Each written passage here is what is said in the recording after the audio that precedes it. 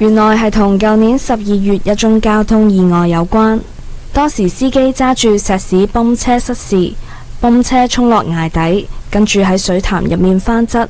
司機最終不治。當時警方曾表示需要3日將泵車調回地面，但到依家殘骸仍未清理。講呢一啲咁嘅我哋叫特別嘅需要一啲大型嘅吊臂車，同埋可能係要甚至要封路啊等等呢，咁嗰個費用呢，就可能會好龐大嚇，咁有機會呢，可能去到幾萬蚊或者去到10萬蚊不等。如果你話揸車或者車主，甚至呢個車原來有啲特別車輛，可能佢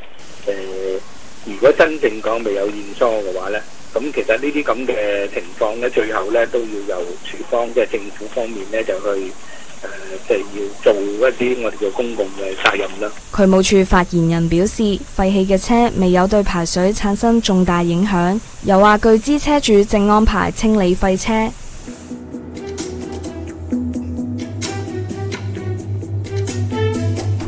原來嗰艘38米長等船，舊年4月喺青衣北船廠區海面沉沒，到依家仍未打撈，亦都影響咗附近船廠嘅日常運作。最麻煩一次呢，就話我手船大，我要入嚟呢，我平時一入嚟呢10分鐘可以入到，但係我到去嗰度呢，我要擺位呢，要攞位入嚟呢，我起碼要做個零鐘。個時間爭咗好遠。係啦，時間係金錢啦，分分鐘做呢一行時間就係金錢。海事處回應指，因涉事船東未有喺限期前移走沉船，已經喺今年5月提出檢控，